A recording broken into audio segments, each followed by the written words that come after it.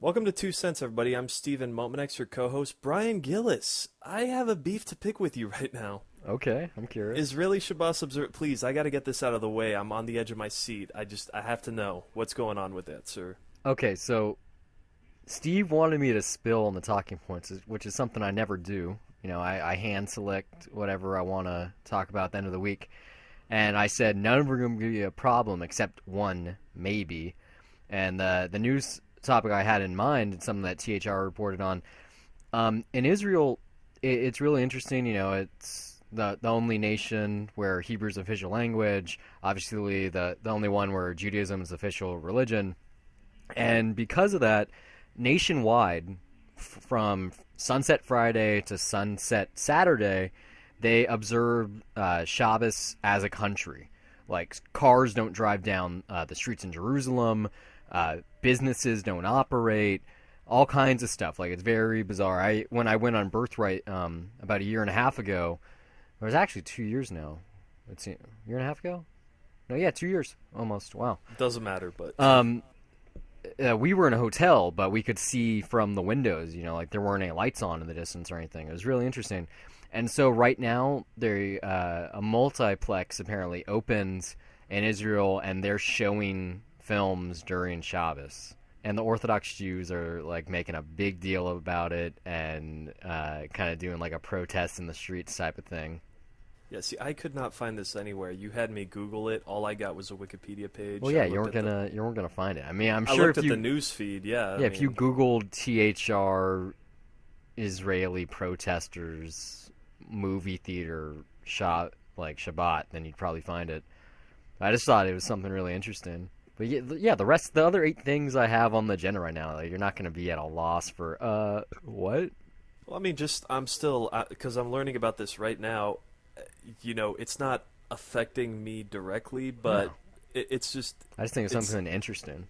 it's interesting though how just this just how when technology progresses, how that interferes with religion and culture and just a very certain way of doing things, and how Hmm. just over time, as people get more lenient on it, that stuff just it tradition just kind of goes away, I guess, is what I'm Not saying. really. I don't know. It's really interesting in the article. Apparently, the kind of loophole that the cinema found is that since they're a private owned they're a private company on private property.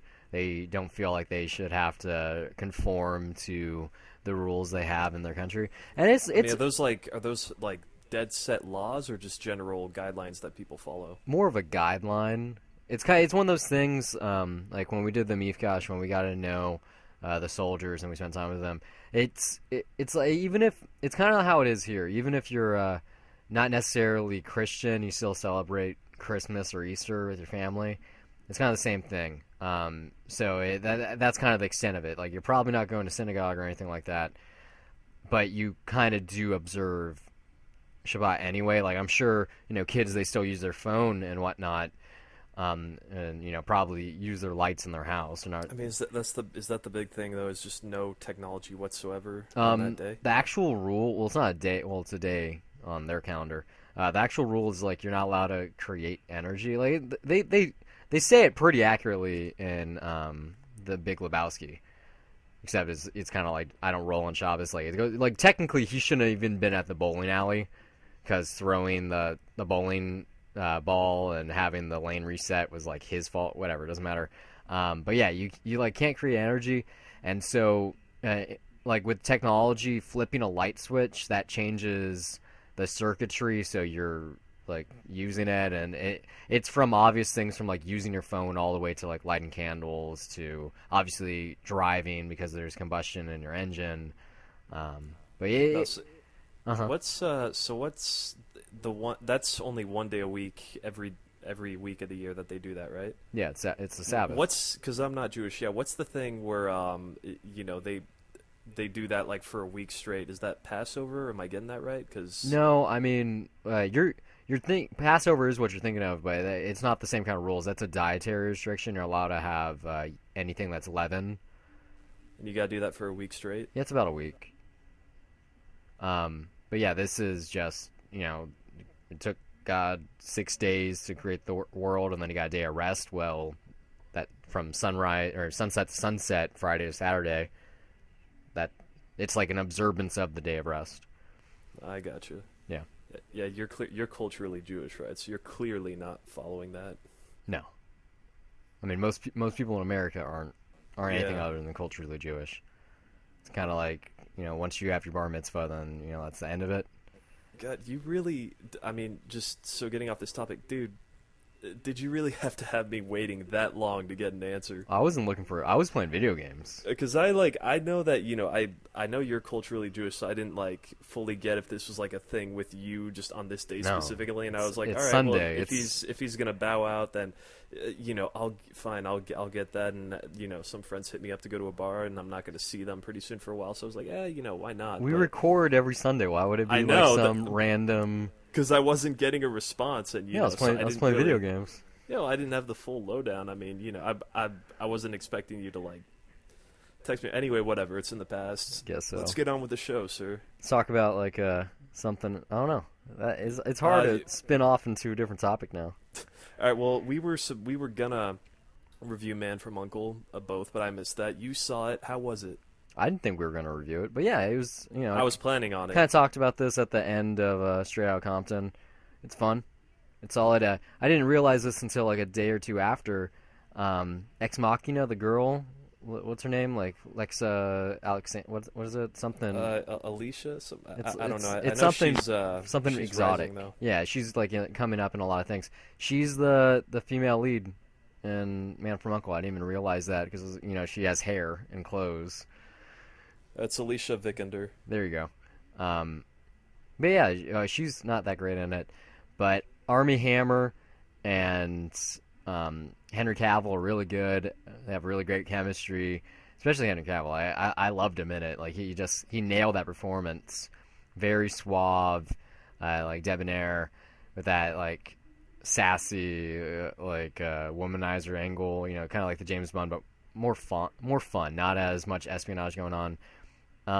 It's missable. Like a average summer that seems movie. To be what people are thinking. I mean, it didn't really do that well this weekend either. Well, Opened with 13.5. That's also because there was one big movie this weekend. You can't. Yeah. I think it's officially coming in now at 60 million. It's 56.1 million I have right here. Yeah, but that's what they said anyway, this morning. There's still midnight shows tonight. So. Yeah, I mean, I don't know if it's gonna have a big drop off next week, just because Is there something next week? Well, I don't.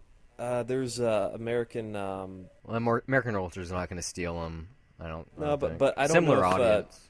Just because I don't know if a biopic about NWA is going to have that great word of mouth or really legs behind it. Because I do. Is it really going to appeal to a full mainstream American audience, or is that just a very specific demographic of fans? I think it's going to be both. I think the critical response it's getting, especially with some people saying that there's Oscar potential here, that it might be able to sway people, those who don't even like rap music at all. I don't think it's Oscar potential. I mean, I don't the personally, but good. this is what some of the critics but... are saying. Well, I mean, I do think Ice Cube Jr. I don't think he's going to get nominated. Maybe for Golden Globe. A really good performance, yeah, but I don't see this as being Oscar worthy, No. especially based on the demographic that it reaches out to. Unless it's a sympathy vote for what's relevant right now. No, they kind of need that culturally. I mean. But it might be something like Crash, which funny enough, Paul Haggis over the week, he didn't really talk down on his movie, but he did kind of say, he doesn't think it was the best movie of that year. Well, the Oscar doesn't necessarily mean it was the best movie. I mean, that is what the award literally means. It is for Best Picture. Yeah. But it's not the best movie of the year. I think it's more of a best made, everything that went involved behind it type of thing. I'm not defending the film. No, but I do think specifically a director coming out and saying that about his own film, about his own work, winning Best Picture, and saying, you know what, this wasn't the best thing, and it didn't come off as in a dickish way. It was just kind of you know what, there was a lot of great stuff out there that was better that I mean, he felt was better, that I thought was better, and even the other films he felt were better than his. It's just you don't, people are rarely that honest in Hollywood. And Well, I mean, Josh Trank was pretty honest this week. So. That's a different thing. I mean, the point I'm saying is like it's just that's really rare to get affirmation like that. Which Yeah. I'm sure that he's obviously proud of the movie that he made, but you just rarely ever hear someone in the system validate what the movie-going public is thinking, or what film fans are thinking out online. I'm still sad that movie didn't help relaunch Brendan Fraser's career. Because he was like in Nothing, and then he was in The Mummy? Looney Tunes Back in Action. Well, I mean, he was in that, but I'm saying like after the second Mummy movie, there was like a hiatus there where he did nothing, and then he was in Looney Tunes Back in No, he was in Crash, Looney Tunes, and then a couple years later, did the other Mummy movie. Looney Tunes wasn't even that big. It kind of was. I went and saw it in theaters. I mean, yeah, but I don't think it wasn't like Space no, Jam was big. Like a critic. Well, it was supposed to be though. Live action Looney Tunes movie. Yeah, they were hoping. Back in Action, it tanked. I have the gross right here. Badly. 20.9 million. Yeah, it wasn't. It was a bad movie. Like even outside of just the commercial response, critically it was bad too. Like even as a kid watching it, I didn't like it. It was bad. I think the worst part was Steve Martin playing kind of like the Six Flags old man. I don't remember that movie, honestly. I remember seeing it on HBO or something, or seeing parts of it. I remember a really bad Area 51 joke. Yeah. Area 52. It's kind of left my mind. I just remember it was bad. Yeah, but that was Joe Dante, though, right? Yeah. Ah, man. Yeah. The guy has a tough time getting a break. Yeah. I still want to see Barry in the X, though. So, I mean, I like Anton Yelchin and Ashley Greene. So, I'm hoping... Alexander Daddario, so I hope it's good, but I've heard bad things. Really? Yeah, but I'm still looking forward to that. That's a promising cast. The last one I saw from him, God, I can't remember what The Hole, I think. I didn't see that. If you have a 3D TV and you have Netflix, you can actually stream it in 3D. That's how I saw it. Was really well put together. Like, technically, was really well shot. Was really good 3D. I'll look into it when I get a 3D TV. Like when I make the jump to 4K. We kind of talked about this last week. That's what I'm waiting for. That's what you're gonna do, yeah. So I can actually see 1080p 3D. I mean, if you just have that movie on Netflix and you only have a 2D TV, I'd recommend waiting for checking it out in 3D because he does some really cool stuff with it. There's some really great abstract looking 3D gimmicks in there. Talking about 3D, I don't know if you saw this picture on Instagram, but the X-Men Apocalypse is shooting in native 3D. Yeah, which isn't surprising. It's surprising for me. This is Fox. Fox hasn't put out a 3D movie in a while. Not to mention that there hasn't been a non-post-converted 3D superhero movie in a long time. But this is Bryan Singer, who's embraced the 3D format and is actually shooting it the way that I think is the correct way, which is, doing it native. He's done that on his last two movies. No, he didn't do it on Days of Future Past, I don't believe. Yeah, he did. He did. Really? Yeah. I didn't even know that got a 3D release. Yeah, it was. He shot that in native 3D. He shot Jack the Giant Slayer in 3D. Yeah, I know he shot that. That failed. Yeah. So. I mean, and it was. I saw it in 3D. I had fun with it. It wasn't. It was kind of a weird movie from him specifically, but it was good as like I guess a kid's adventure, a PG-13 kids adventure, if you want to call it that. It was lighthearted fun. I don't remember it that well, but. There was some really cool stuff in that in 3D, and Days of Future Past, not as fun in 3D, but there was some cool stuff in there too. So I still want to rewatch that. The Rogue Cut came out. I want to not see too long that. ago. Yeah. Which I'm upset that they don't have the 3D disc for that. But it's good enough that it even came out. Though I'm hoping for 3D specifically for Apocalypse, I'm hoping that he does some new stuff with that will. Hope so. Just make people appreciate the format more and more because there's a huge backlash on it. We already know that Hugh Jackman is making his final appearance in the third Wolverine film, and so this is probably his last one in X-Men. And I'm pretty sure this is going to be the last X-Men movie for a while, just because of the contracts involved. Like think of what's her name? Jennifer Lawrence. Yeah, Jennifer Lawrence. Everybody. Yeah, well, I mean, she was only signed him for 3, and I'm sure after this and the Hunger Games that she's going to kind of want to leave the blockbuster game for a while. Yeah, and this is supposed to close the trilogy of... the second trilogy, yeah. Days of Future Past. So, I mean, that is a set thing. And I'm guessing Bryan Singer's not going to be involved in any X-Men movies either after a while. After Yeah, that, he might. I think he's going to stay on as producer for their New Mutants movie or something like that, or who knows what.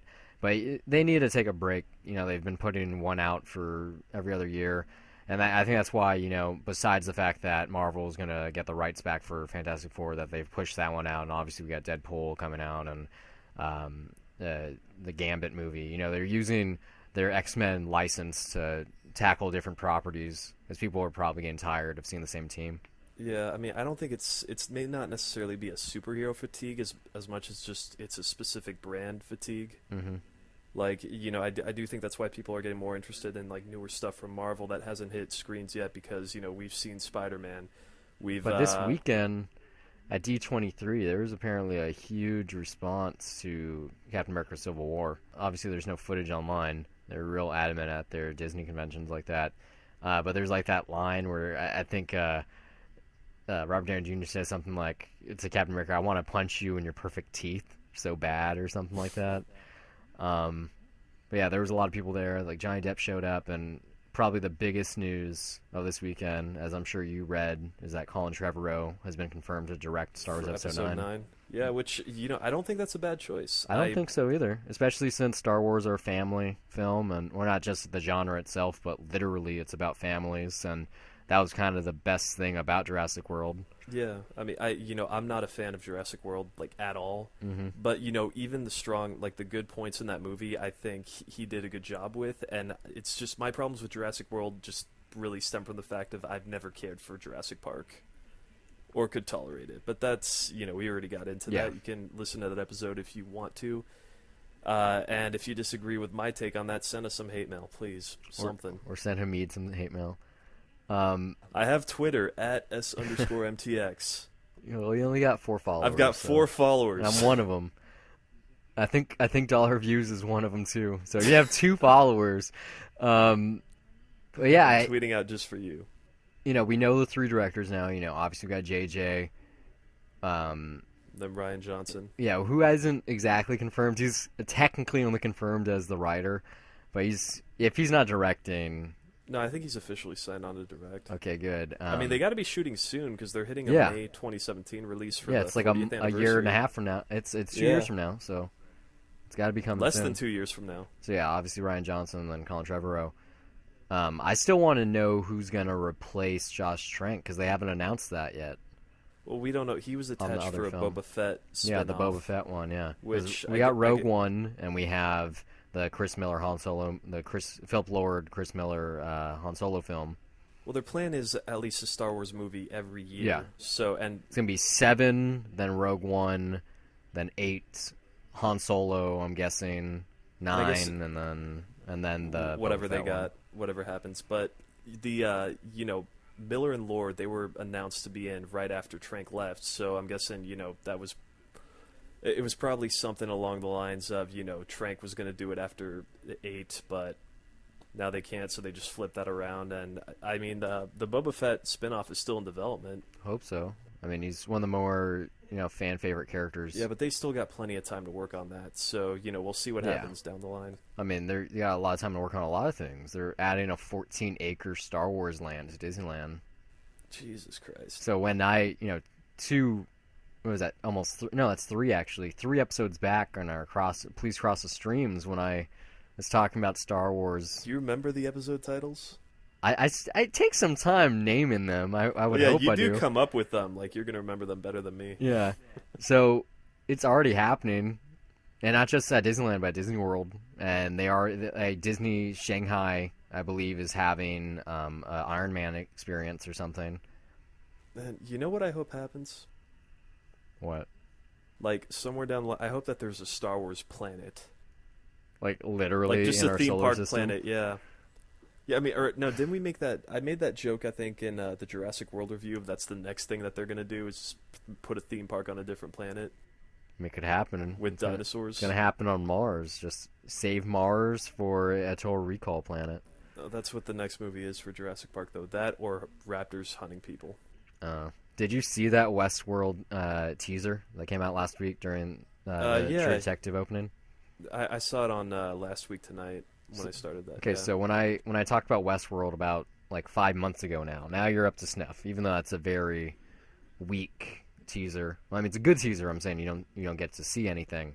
It looks like a TV show. Well, it's supposed to be a Like, TV show, but look at yeah, the yeah, I mean, cast involved, man. yeah, I know, but it's like, all I mean by that is like, okay, it looks like a TV show, and it was like a 30-second spot. Yeah, I think it was like a little bit. It was like 25 seconds. I don't have much from that, and I mean, spots for TV shows, they rarely like accurately depict the show or like give you a sense of what it's going to be. So At least this one, it was one of those ones where it's obvious that they just cut a lot of little moments from what they already have done. So they clearly have at least 2 episodes cut by now, even though this is coming out sometime next year. I'm going to guess... probably early next year? Yeah, I'm going to guess around March or April. I mean, they wouldn't put out a spot if they weren't confident it was going to be coming out soon. Yeah. Yeah, it just has a vague 2016, but this has to be something before Game of Thrones to kind of keep us interested in their branding. Speaking of their branding, I finally beat Arkham Knight 2 nights ago. Like 100% completion. Like I sunk about 46 hours into the game so far, and I'm gonna do another playthrough and sometime in the near future. Is that what you were playing earlier? No, I was playing Call of Duty with a friend earlier. But yeah, I kind of understand the hatred now or the disliking. However, most of the criticism that I read was about the Batmobile. That's not the problem that I had. It was more how the game ends in terms of the story, not just the game, but the trilogy. And the fact that there wasn't a final boss battle. That the closest thing to it was a tank battle, and it wasn't difficult. It sounds like it's more of a story problem too than a gameplay one. There's Or no a problem. bit of both. There's no problems gameplay wise. Like it's pretty solid. Like I did run into frame rate drops and some hiccups, some weird loading screens. It's just where the story took you at the end that you Yeah, I was expecting like an actual final boss fight. That's kind of the thing that the Arkham games do really well. In the first one, it was like a Venom-induced Joker, and he's all roided out and looks like Bane. The second one, it was it Ra's al Ghul?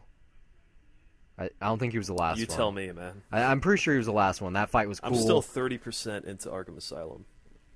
Yeah, I'm probably gonna beat that on my second playthrough soon before you finish it. You should get around to that. It has some very cinematic moments. Yeah, I'm gonna have to take my Xbox with me when I move for sure. Huh. Yeah, it definitely had some narrative problems. The way it ended, especially because like I said, I did 100% completion. I did all the things in the game, and there was like a tiered ending. There was a regular completion. A one that you got a little bit more if you did all the side quests, and then you got a little bit more if you did all the riddles. Like I said, I did 100%, and even still, that final, like the ultimate ending, was kind of lackluster. Not lackluster, just a little too ambivalent for its own good. Too much of an open ending, like they kind of did the Inception thing. Yeah, that sounds weird for a game. Yeah. Especially because, there's gonna be another Batman game sometime soon. Like probably 2 years from now. I think a little bit more than that. Probably around the time the Justice League movie comes out. Now, there was a pretty interesting thing about our new Batman this week. I don't know if you've ever read about this, but ever since 1997, the year that Good Will Hunting was released, the Red Sox have lost on Ben Affleck's birthday. Every birthday until this year. They broke a 16-year curse. So Ben Affleck's bitching about that? No, he's not bitching. He's happy. Like his team finally won. They finally won? It wasn't today. It was a couple days ago. Yeah, they finally won after 16 years. That's a good omen for Batman. I hope so. Also, 1997, that's the year that Batman and Robin came out, so... There's like a double thing going on there. And maybe, I don't know, maybe there was like a curse that was brought on from Batman and Robin and that he just broke it?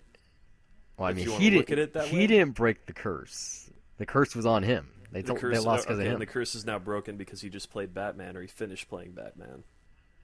You're putting your own spin on that. I'm just making. I am. I'm throwing random connections out there. I don't think that's how that works. Fuck it. I'll make it work however the fuck I want it to work. Good luck with that. I'm making it work. No, it's working. So we forgot to mention this a couple weeks ago, and I couldn't believe it afterwards. But we did talk a lot during that episode. That Michael Cera was joining the Lego Batman movie with Will Arnett. That's a new dynamic duo in Brook form. And this week we got another cast member. Zach Galifianakis is the clown prince of crime, which I like that casting. I think he's gonna bring Dude, something to it. I mean, look at him in Birdman. He obviously has range when he's not working with Todd Phillips. I don't know, he does, but just even it's a stupid thing to be critical on because it's fucking Lego Joker after all. Lego I Joker mean, is really good in the Lego I know Batman games. it's a stupid thing to nitpick, but I mean, just voice wise, like and knowing that's the Joker, just Zach Galifianakis does not sound like the guy that can just be that crazy and unpredictable to me. Well, I But mean, I don't think that's the side that they're going for. That's not the side they go for in the Lego Batman games. Like I said, it's more of the whimsical kind of Romero Joker from the '66 show. who was very Where it's just upbeat and crazy, yeah, it's not like and he was. unpredictable. I think he has it in him. I think especially with the kind of shift he's done.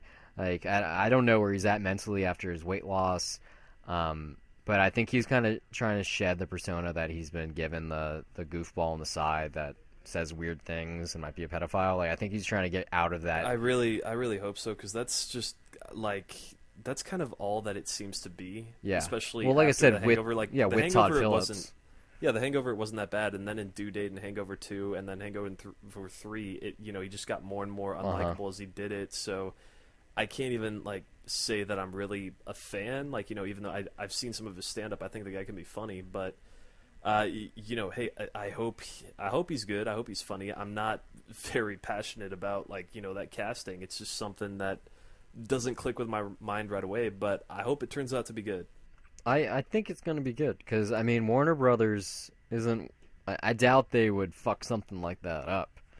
I mean, at first, I think anyone would say Will Arnett's a really weird choice for Batman. Yeah, but it worked out perfect. Yeah, exactly. So I have faith in whoever's producing that. I think it's Lord and Miller along with one or two other people.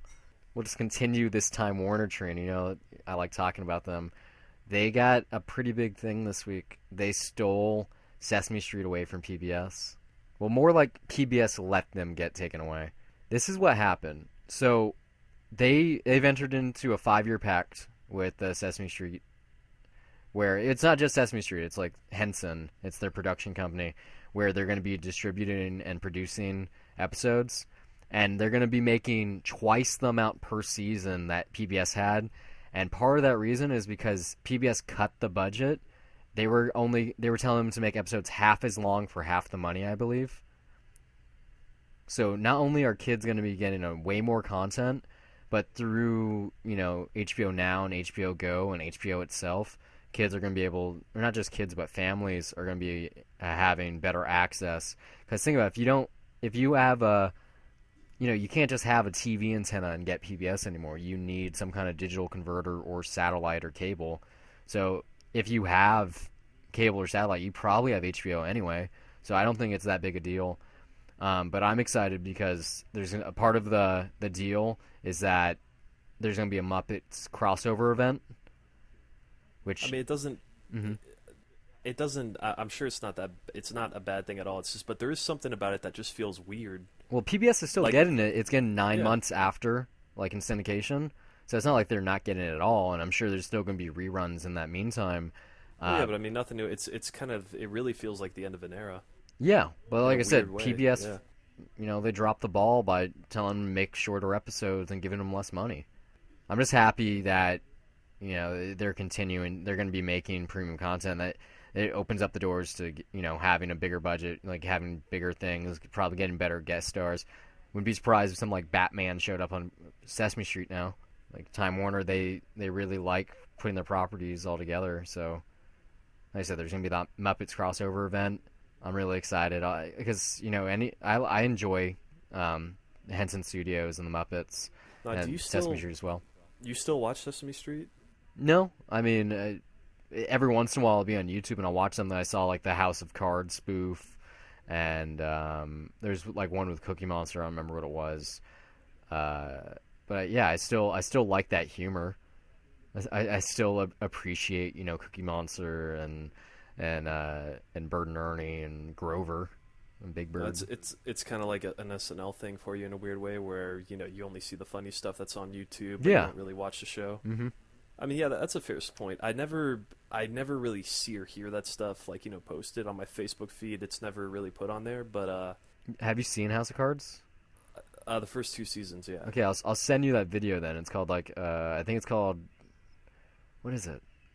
It's like House of Counts or House of Pigs. Either way, It's like a Jim Henson mashup. Muppet humor. That's Yeah, it's a right up my mashup alley. of House of Cards and the Three Little Pigs. Oh fuck yeah, I want to see that. Yeah, it's like perfect. Like it does the show such good justice. Like, and it has like these little moments. Oh, the other one that I'm thinking of, they did a Game of Thrones thing that wasn't nearly as good. There's like No. Grover was Joffrey. It was pretty funny, but it wasn't quite as good. That sounds perfect. Yeah. Yeah. Okay, looking at other news this week, I got something that makes me kind of sad. Is it Uggy?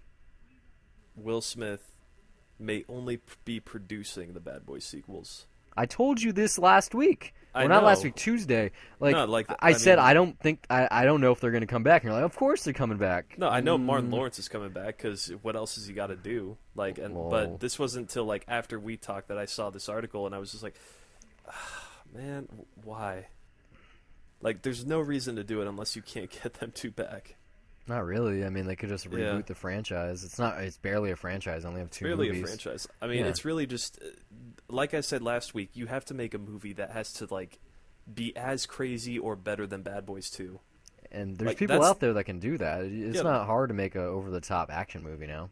But it's hard to make a good over-the-top action movie, and you can't just throw random CGI in there and make it look fake. Like it has to be crazy.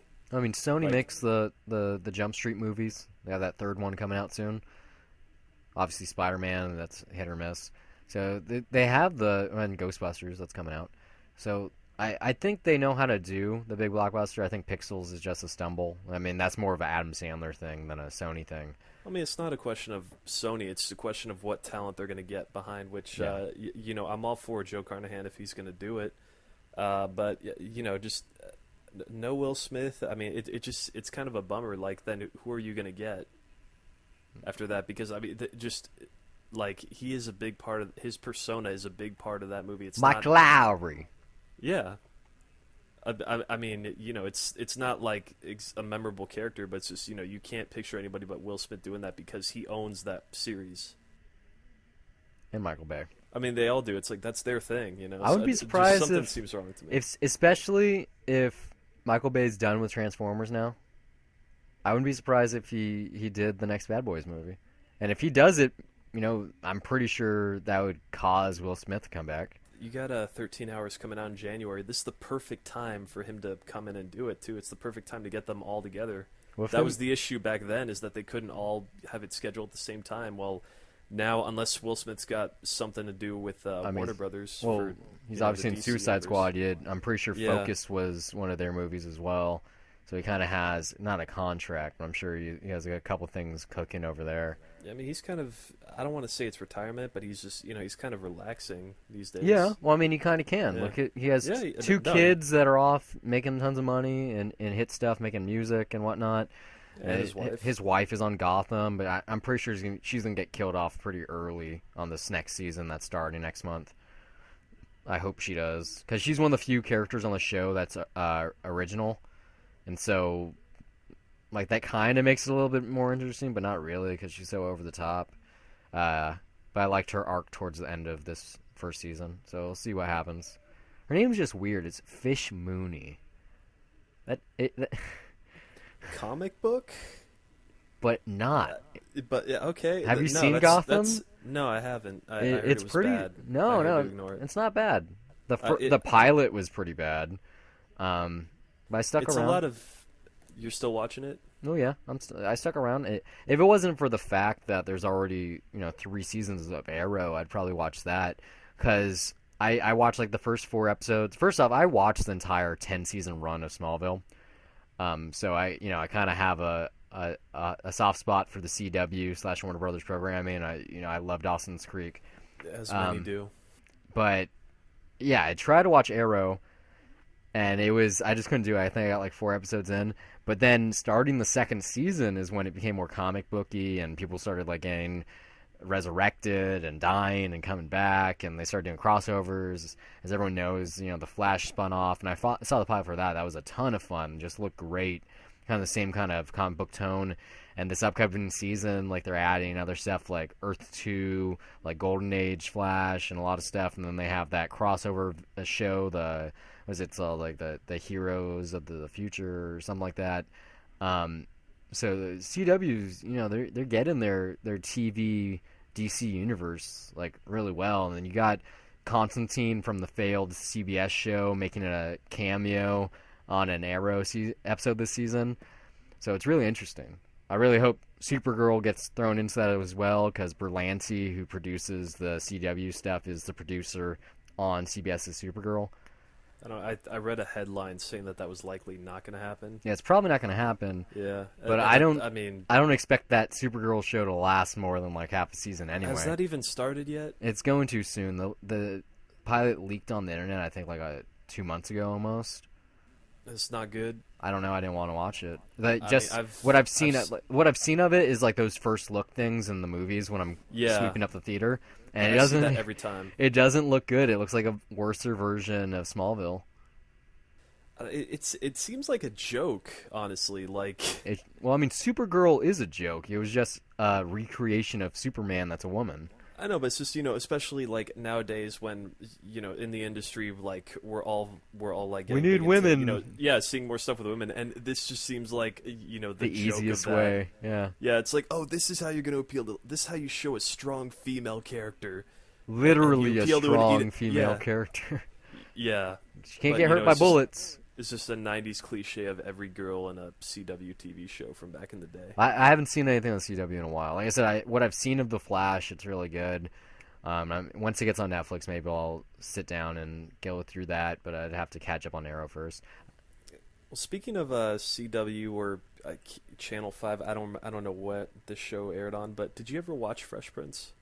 No. I've seen a couple episodes in syndication. Yeah. Will Smith is also producing a reboot. Well, not that. I don't think that's exactly what it is. It's more of a family sitcom that is like a spiritual successor. I think he's going for like the same kind of tone. Yeah, I don't know. I guess it just again, like pretty much every single thing that we talk about that's in the news, it's always based on some sort of existing property, and I don't know. I just got into this. I started having this thought the other day of what are we in like some really bad nostalgia crisis right now? Sometimes. I think that's what Pixels is. But I read this interview that Christopher Nolan did. I think it was the THRs a while ago, is when Inception came out. And in his wording, it's a really good interview. I should link you to it. I'm sure it wouldn't be hard to find because he doesn't do many of them. But he said something like he feels that the industry is just in a period of going towards previous properties and adaptations and reboots because it seems to be working, and you can't argue that it isn't, because with the exception now you can kind of say that it isn't, because besides Fantastic Four. I guess I may not necessarily mean I'm just gonna retract that a little bit, but it may be not a crisis, but like we're sort of coming out of one, because Man from U.N.C.L.E., a TV show from back in the 60s. Mission Impossible was a TV show. It was a TV show that, once that ended, they rebooted the TV show. Then they adapted into a series of movies. Okay, but to be fair, for Mission Impossible, there's greater appeal to that now, which is Tom Cruise and doing practical stunts. A lot of people that are watching that movie in theaters right now, they vaguely know probably that's based off an old TV show, but they don't care about that. That's not why they're seeing it. Well, they don't know that Man from U.N.C.L.E. is either. Yeah, well, I don't know. I guess I don't know who they were trying to appeal to for Man from U.N.C.L.E. because I didn't see Same Mission Impossible crowd. Yeah. Man from U.N.C.L.E. was like, as far as I know, it was a fun caper show at the time, during the Cold War. No, I didn't. I saw that trailer. I saw that trailer a bunch of times in theaters for Man from U.N.C.L.E. I just tuned it out every time. Like I was just kind of just looking at it and just kind of turning my brain off and just going, because it did nothing to impress me. And I don't know. From what it sounds like, that's kind of what the movie is. Even although it's a bit more fun. I think it would be great on an airplane, like really, really good.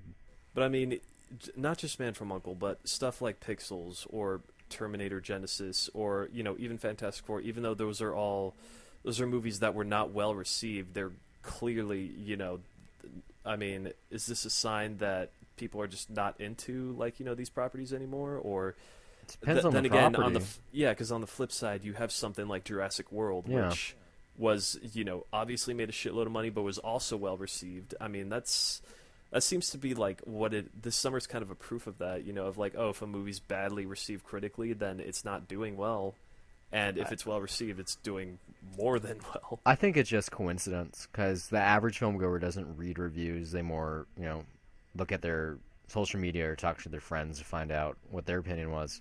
But yeah, it is kind of interesting, especially since but actually, usually they kind of go hand in hand anyway. Usually, if the critics like it in terms of a blockbuster, then the fans do too, because we kind of gauge them at the same level. It's really the same criteria. Was it fun? Was it explosive? Was it worth your time? Whereas when it's an Oscar movie, that's when there's the differential. So we'll see where this film's going, where this year's going. Because look, Secret in Their Eyes and that trailer, I thought it looked bad. I really don't want to see it. Yeah, it's The not even. I original's did so see. good, even Yeah, though I I haven't saw the seen like the original. last like 30 minutes of it. It's Like so that's it's so good that there's no even the tone looked way better in the original than this. Like it looks bad. This looks more like something. I haven't seen The Wire, but it like No, no, no, I've no, seen no, bits. no, No, not even close. no, no, no, no. I've seen clips that sort of reminded me of that, No, but this looks like the exact same movie, but very like they put a Lifetime filter on it. more like a Law and Order SVU Yeah, thing. like Or when that yeah, Julia Roberts stuff that's what I with meant, not The Chiwetel Wire. Ejiofor, like that stuff when she was like, "It's my sister." I was like, "Oh my god!" And then he's like, "We have to go beyond the law to catch him." Well, it's a trailer. Trailers can Yeah, most of the time they don't accurately but represent I what the final loved product's going how to it be. was one of those trailers where it went Academy Award nominee, Academy Award nominee, and Academy Award winner Well, what else have they got? November. Well, they could have said based on the Academy Award winning Best Foreign Feature of 2006. Why not just say that? That would get people to come watch it. Yeah, but who I mean, cares? if they said that for The Walk, if they said that it was based on the Academy Award winning documentary, it would definitely make more money. When Bat Kid Begins, when that adaptation with Julia Roberts comes out in a year or two from now, I'm sure it's going to have the same kind of trailer. Oh man, I'm looking at Billy Ray's filmography right now. He really doesn't have. I mean, this might not end up being that good. Actually, he did Breach. Actually, I don't even know what that is. 2007 crime movie, which I remember being fairly well received. So I don't know. maybe I didn't see it, but I just remember hearing good things about it. But I don't know. Maybe who knows? Might be something. Might not. But you know what? Speaking of underwhelming trailers, a pretty big one hit this week. Hateful Eight. I didn't watch it. You didn't watch it? Nope, don't plan to. You don't need to. I'm sure that it's After the not. Django trailer, I never want to see another trailer cut for a Quentin Tarantino movie. Well, I mean, it has that Tarantino dialogue, and that's it. But then the rest is like, there's upbeat music in the background, there's excessive cutting, but you can tell that the way that shots are staged, it's probably things are going to run a lot longer, and you're going to be able to let that, soak Yeah. in much more. Did they put another Rick Ross song in the music, like a music video to make instead of a trailer? Did they do that again? I wasn't paying attention to what song it was, but I It's mean, it fucking was, garbage. it's not that far off from the Django trailer. Yeah, I'll say that. wouldn't doubt it. Yeah, I mean, I just, it looks pretty. Well, yeah, shot in the People 70s, spat so out, yeah, people spat out that Tarantino dialogue, and I don't know, it kind of sounded a bit stupid this time to me, but I don't know, maybe I'm just getting tired of it. I hope not. I hope this movie's good because for me, and I'm alone on this, it seems, that after Inglourious Bastards, like, Tarantino kind of took a nosedive because I hated Django. And I didn't. Sorry, go ahead. it seems at the time and even still that I'm the only one that does. I liked Django, but the only time I saw it was, when I saw it after Christmas Day that week. Mhm. I had fun with that movie, but Inglourious Bastard just set the bar really, really fucking high. Like, that movie is just so good.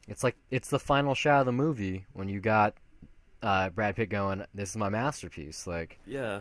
which is kind of a cocky way of putting it, But but you it's know what? true. It might be, yeah. I don't think It he's may gonna not. top it. I think he's gonna retire, especially if this one doesn't do well, and it's not primed to do well because of the restrictions he's putting on his exhibition.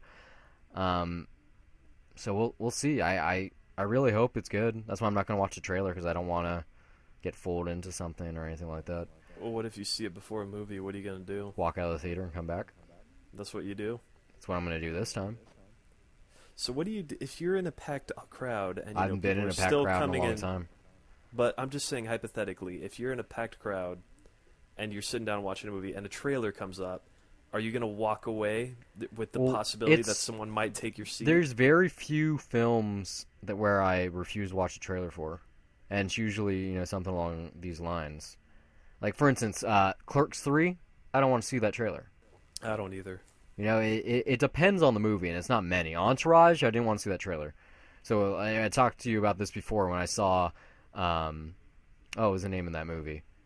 I don't know. I want to say Bernie with Jack Black and Cyclops about the high school reunion. God, that was like Doesn't matter. Whatever that movie was, they had an Entourage trailer, like the first actual trailer I'd seen, and it was like they showed Stallone pregnant going into the emergency room, and because I hadn't finished my rewatch of the show yet, I totally forgot that she was pregnant. And I was like, "What the fuck?" I was like really mad. But I don't know. It's not rare. It's pretty rare. Like it's not like I don't want to see the trailer for Toy Story 4. Okay, the fact that I know it's a rom-com now. No, I'm very interested.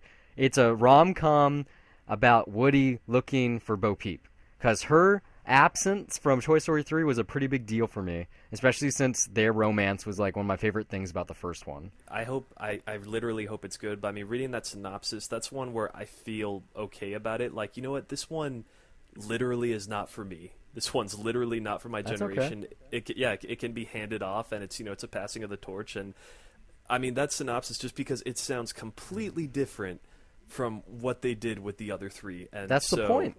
Yeah, this is a new. They could have easily just called it Toy Story: A New Beginning or something. Yeah, well, and I agree though. I mean, it seems like it's perfect for that. Like, if it ends up being pretty bad, I don't think it will. I'm sure it'll be good. I doubt it's gonna be bad. Yeah, it'll be easy for me to just separate that expectation of expecting it to connect with me like the other ones did, and I'm sure I'll just go into it and go like, hey, it's for kids. It's good. I can evaluate it that way, and it's something new for someone else. So I think this is just that's a good way of doing it. A fun Toy Story, kind of like the shorts that they've had.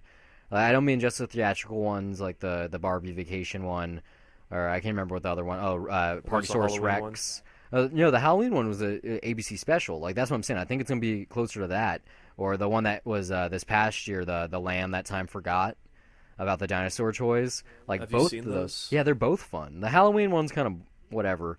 But the Land That Time Forgot, I really liked it. I thought it was fun. I think that's gonna be the kind of tone that they're going for with this fourth film.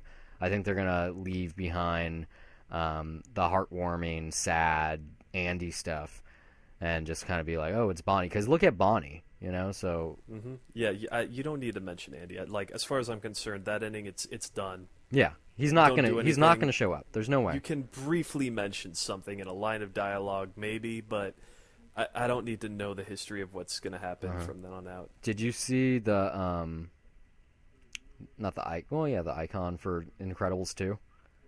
Mm-hmm. I like that. I think that's a good spin on it. Just splitting the eye down the middle. Yeah, I mean, I don't know. It's nothing that gets me excited. I feel like even though that's a sequel we've been begging for years, now I'm just kind of feeling like it's been quite a while. I'm looking forward to it, especially like I said, if they have like some kind of deal with Walt Disney Animation and Big Hero 6 is part of their like animated shared universe, that'd be really cool. I'd go for that. Well, I'm more excited for, something like The Good Dinosaur. Like I'm excited to see something from Pixar that's not a brand right now. Well, I mean, we just got that with Inside Out, but yeah, I know what you mean. Yeah, I mean, or I guess it's called Coco now. Like, I still know nothing about that, but I'm more curious to see what that's going to be. Yeah, or much more excited for those than Cars 3. Yeah, fucking Cars 3. I don't even know the synopsis. I don't want to know. I'm not going to watch it. After the second one. Is that the first time they announced it? I don't know. Like I'm sure that it was bound to happen anyway, but that was the first time I Like, saw that it was officially announced. where do you go next after you've decided to make the cars like special agents? Like, what do you do after making a caper film? Make a war movie. Like, yeah, that could actually work. I would see that if it was a war movie. I would see and throw that. some raptors in there. It's not gonna happen. Cars and Jurassic I World mean, spin-off. anything can come back, especially if Beetlejuice is. I don't care if Winona Ryder said that she's back. It's not a movie until Michael Keaton comes. So, unless he announces something, as far as I'm concerned, it doesn't exist. Gosh, all right, I gotta wrap up here. Sorry. Okay. Well, we'll leave it on Text right now. a somber note before you have to leave. Rest in peace, Ugly the dog, who died at the tender age of 13. God, I was thinking of you. I was so sad when I read that. I figured you were, man. That dog was adopted. They adopted him. He was going to get put down. They adopted him, and they turned him into a show dog. And he was in a couple of things, obviously the most famous of which is The Artist. Because that movie's about him. Without him, that movie kind of sucks. That movie's okay, you know. But, like, the charm... Not the best picture of 2011. Whatever. The charm that he... Oh, my God. I miss him already. He should have been put in something else before he passed. Hey, he's in a better place now. Yeah, all dogs go to heaven, right? Yep. Those movies aren't even that good. But thanks for listening. What? Wait, what? What? His movies aren't even that good? Those movies. The two all Okay. dogs go to heaven movie animated films. You said his movies, and I thought you were, like, smack talking No, Don Bluth for a second. I was like, no. I will fight you, sir. You just said The Artist isn't even that good. Artist isn't that That's good. his most famous role. Yeah, no, I mean, that's the only thing people know him from. He was in something else when he was younger. Let me find it before we leave. You're really going to look up dog film? Yeah, movies? man. I bet there's an IMDb page for that. I wouldn't be surprised if there isn't. Yeah, he's credited, like... As a star of the movie, yeah. Yeah, as a star of the... Yeah, Usually so... picture dogs are. Really? Look at, yeah. Like when, Oh, I can't even think right now. I was trying to think of something in particular. Like, anytime a dog is a big part of the movie, they usually... Yeah, he has an IMDb page. Awesome. He also has his paw prints at the Grauman's Chinese Theater. I mean, the TCL Chinese Theater. Well, they were able to get that before he passed on. Yeah. Oh, there's this precious photo of him on IMDb. The main one is him with a Golden Globe under his paw. Man, this one... Oh, he was also the dog in Water for Elephants. That's what he's also known for. And The Campaign. Right on the... I mean, I don't remember a dog in those, but... Yeah, there's definitely a dog in Water for Elephants. He was kind of big in that, too. Bad. Yeah, it wasn't... I mean... Yeah. If you've seen The Greatest Show on Earth, you've basically seen Water for Elephants. Like, a not as good version. Oh, yeah. You know, Water for Elephants, like, it had a really great, like, first two-thirds. I love that the animals were all real.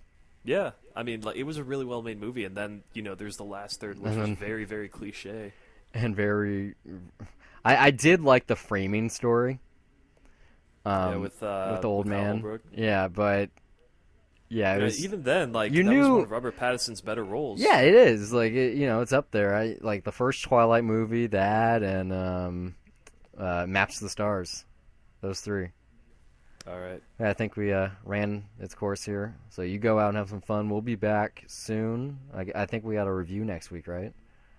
Are we doing American Ultra? Yeah, we're definitely going to do it. Especially Right. because of You, this whole Josh Trank, Max Landis thing. We got to see... Yeah, I think that's the only one. And then I don't care to see Hitman. I'm going to see it. I have very, very low expectations. I just think it's going to be a fun popcorn film. I figured you were. I'm going to be seeing Sinister 2, and I don't know if you were going to do that because you're going to wait for your Halloween thing. Or more like I'm a pussy. I want to... Okay, Shannon fine, that too. Sossaman's in the second one, right? She's going to be in this? Shit. Sorry, what? Shannon Sossaman. She was in a string of things in the early 2000s, most notably 40 Days and 40 Nights, A Knight's Tale, and I The don't know, Rules of Attraction. That might be who plays the mom. I'm not sure. I'm 90% sure that's her. Well, anyway, I mean that's what I'm that's going to her. be seeing. So, that you want to split it like that? We'll both do American Ultra, and then we'll check back on the other ones on 2 cents. Next Okay. week. Yeah, if my theater All right, gets man. Z for Zachariah, I want to see that as well. Just because that got a ton of buzz at Sundance. And that's the kind of film I like. I like the post-apocalyptic stuff like that. But yeah, sounds good. All right, man. Well, I gotta go. Yeah. All right.